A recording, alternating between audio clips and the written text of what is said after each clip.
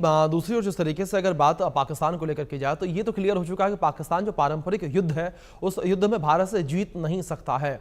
तो ऐसे में पाकिस्तान क्या है कि एक केवल और केवल प्रोपेगेंडा फैलाने के लिए इस तरीके की क्या हरकतें कर रहा है? क्या वो एक केवल संदेश देने के लिए इस तरीके से कर रहा है कि हाँ हम अपने न्यूक्लियर प्रोग्राम पर काम कर रहे हैं, जो हमारे न्यूक्लियर वॉरहेड है उनकी क्षमताओं को हम बढ़ा रहे हैं? देखिए अभिषेक जी, जहां तक मुझे दिखाई दे रहा है और तेजावत जी ने भी बात को पुष्ट किया है जी कि पाकिस्तान की जो मिलिट्री है वो अपने जी जेब भरने में व्यस्त है। बिल्कुल। आपको विदित होगा कि 22 अगस्त को फील्ड मार्शल आसिम मुनीर की जो बेगम साहिबा हैं वो और उनके 3 बच्चों को अमेरिका की नागरिकता प्रदान कर दी गई है। जी अगला कदम रहेगा आसिम मुनीर साहब का पैसे ट्रांसफर करने का अमेरिका में, और पाकिस्तान को वो खोखला करेंगे जैसा कि उनके पुराने चीफ और जर्नल साहब करते आए हैं। तो होता यह रहेगा कि पाकिस्तान की जो जेबें हैं वो खाली होंगी और इनकी जर्नलों की जेब भरेगी, पॉलिटिशियंस की जेब भरेगी, और ये अपने देश को मझधार में छोड़कर भाग जाएंगे। तो पाकिस्तान की जनता को समझ देना चाहिए कि उनके खैर खा ये नहीं है, ये उनको किसी दलदल में फंसाएंगे, किसी बाढ़ में डूबने के लिए छोड़ देंगे। उनके मंत्री जी का आपने बयान सुना ही होगा कि लोग कहते हैं पानी की कमी है, उसको पानी को इकट्ठा क्यों नहीं कर लेते जो कि बाढ़ में आ रहा है। तो ऐसे तो इनके मंत्री हैं, पढ़े लिखे मंत्री, और जर्नल साहब जो अपने जेब भर रहे हैं इस बात से विदित है कि उनकी बेगम साहिबा जो है 22 तारीख को अमेरिका की नागरिक बन चुकी हैं।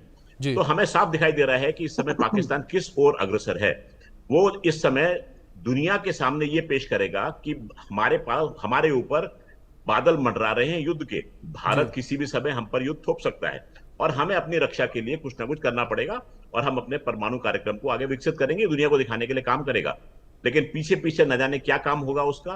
पैसे जो हैं वो पाकिस्तान से बाहर जाते रहेंगे, उनके लोगों की जेबें भरती रहेंगी और पाकिस्तान की जनता हमेशा की तरह त्रस्त रहेगी, ऐसा मेरा जानना है।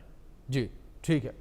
अरविंद जी, दूसरी ओर जिस तरीके से पाकिस्तान की आर्मी को लेकर बात की जाए, आपने भी जिक्र किया, सर ने भी जिक्र किया कि लगातार पाकिस्तानी आर्मी अपनी जेब भरने में लगी हुई है, लेकिन पाकिस्तानी आर्मी की विफलता तो हर मोर्चे पर देखी जा रही है। एक और टीटीपी लगातार जिस तरीके से पाकिस्तानी आर्मी को धूल चटा रही है, बीएलए को लेकर बात करें तो बीएलए भी लगातार धूल चटा रही है, और पाकिस्तानी आर्मी में ये स्थिति इस वक्त बनी हुई है कि अगर उन्हें पता चल जाता है कि उनकी पोस्टिंग जो है वो टीटीपी के इलाकों में या फिर बीएलए के इलाकों में होने वाली है तो इस्तीफा देने लग रहे हैं। तो ऐसे में ये ऐसी कोशिशें करने में लगे हुए हैं, ऐसे दावे करने में लगे हुए हैं कि हाँ हम भारत से पंगा लेंगे।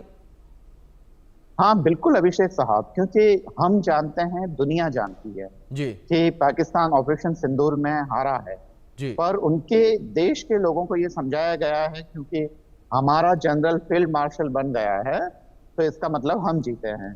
तो ये एक दरअसल वहां के पाकिस्तान की आवाम को लंबे समय तक किसी खास मुगालते में रखा गया है। जी झूठा जो खासकर इस्लामिक राष्ट्रवाद है उसके नाम पर लोगों को बेवकूफ बनाया गया है।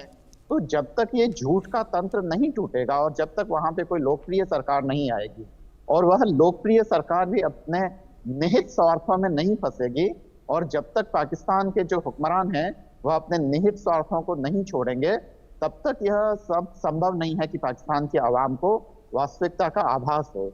और हमें यह भी पता है कि जो सत्ता है वह व्यक्ति को भ्रष्ट करती है। अगर आपके पास अधिक सत्ता है तो वह अधिक भ्रष्ट करेगी। तो जब तक जन आंदोलन नहीं होगा पाकिस्तान में, इन हुक्मरानों के खिलाफ एक आवाज बुलंद नहीं होगी, जिसके हम कई बार बार संकेत भी देखते हैं, और वहां के हुक्मरानों को इस्लामाबाद की तरफ आने वाली सड़कों को ब्लॉक करना पड़ता है, जनता को रोकना पड़ता है। जो बलूचिस्तान में उनके खिलाफ जो आवाजें उठ रही है, खैबर पख्तूनख्वा में उठ रही है, ये तमाम ये संकेत है कि यह जो उनका तंत्र है वह लंबा चलने वाला नहीं है। और जैसा कि मयंक साहब ने बिल्कुल ठीक कहा है कि ये सब लोग अमेरिका में नजर आएंगे, क्योंकि उनके असली हुक्मरान तो वही हैं। यह तो कठपुतलियां हैं जो पाकिस्तान की आवाम के खिलाफ काम कर रहे हैं।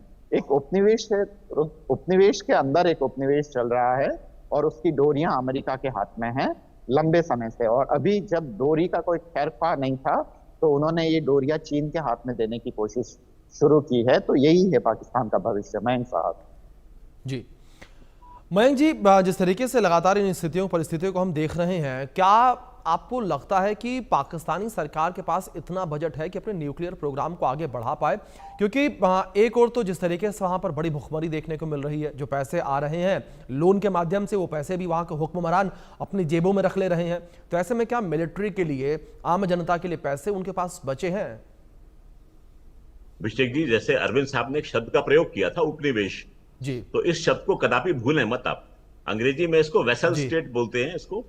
और पाकिस्तान जो है इस समय कठपुतली बना। आपको ध्यान होगा कि कल विदेश मंत्रालय के जो स्पोक्स पर्सन थे, जब जी। प्रेस से मुखातिब थे, तो एक प्रेस में मुकेश जी थे, उन्होंने उनसे प्रश्न ये पूछा था कि जिस प्रकार से उनको लगा है कि ट्रंप साहब का बयान आया है कि भारत को चीन के साथ उन्होंने रूस और चीन को के पास भेज दिया है, ऐसा कहीं भारत रेसिप्रोकेट नहीं कर रहा है ये बयान देने के लिए कि उसने पाकिस्तान और एक टेररिस्ट स्टेट को साथ में बिठा दिया है। तो उस पर जो थे वो स्पोक्स पर्सन बड़े हंसे उसके ऊपर। लेकिन देखिए बात तो है असली में यही है कि पाकिस्तान जो है इस समय गलबैयां डाल रहा है अमेरिका के साथ में, कोशिश कर रहा है, डाल नहीं रहा है। लेकिन अमेरिका भली भांति समझता है कि अपनी कठपुतली को किस प्रकार से नचाना जी। है। अमेरिका को अपने हित साधने, इसलिए वो पाकिस्तान की तरफ आगे बढ़ रहा है। पाकिस्तान के साथ में, पाकिस्तान क्रिप्टो काउंसिल के साथ में ट्रंप साहब के सुपुत्र की जो कंपनी है उसका मुआहदा हुआ है। तो पैसे जो है ना परोक्ष रूप से इस प्रकार से पाकिस्तान के अंदर धकेले जाएंगे। अब इन पैसों को लाजमी है कि जरनैल साहब जो है अपनी जेबें भरेंगे, पॉलिटिशियन जेबें भरेंगे, और जो कुछ इक्का दुक्का पैसा बच गया वो शायद जनता के काम में लग जाए। मैं यहां शायद का शब्द का प्रयोग करना चाहूंगा, क्योंकि पाकिस्तान में आपको ध्यान होगा जब बाढ़ आई थी 2 साल पहले, तो उनके पास में जो रिलीफ मटेरियल आया था, वही सेम रिलीफ मटेरियल पाकिस्तान ने उठा के तुर्की को भेज दिया था जब हमने ऑपरेशन दोस्त चलाया था। यानी पाकिस्तान की जनता के पास में वो इंटरनेशनल रिलीफ भी नहीं पहुंची जो आपदा में उनके पास में पहुंचनी चाहिए थी।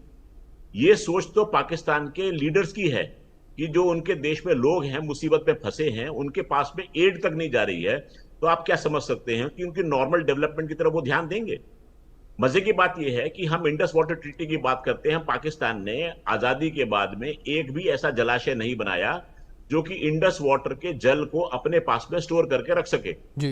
पूरे का पूरा इरिगेशन जो है वो रन ऑफ द मिल, नदी बहती है, उससे थोड़ी सी नहर निकाली, पानी लिया और पानी पूरा बह के अरेबियन महासागर में चला गया। जी। तो जो देश अपनी प्रगति के रास्ते को सोचता नहीं है, जिसके नेता जो है अपने केवल घर भरते हैं, अमेरिका में, ऑस्ट्रेलिया में, एक तो उनके आर्मी चीफ थे जिनका कि एक पूरा आइलैंड उन्होंने खरीद लिया ऑस्ट्रेलिया के पास में। जी। तो ऐसे ऐसे उनके आर्मी चीफ हैं जो कि देश को रूल करते हैं, ऐसे लीडर्स हैं जिन्होंने बागडोर संभाल रखी है, और जो सत्ता बिल्कुल। दे देते हैं और फौज के हाथ में, तो मयंक उससे जी, क्या शायद बना हुआ? यही कारण है कि पाकिस्तान की जनता जो है रोटी रोटी के लिए तरस रही है, लेकिन पाकिस्तानी हुक्मरान खाली अपनी जेबों को भरने में लगे हुए हैं।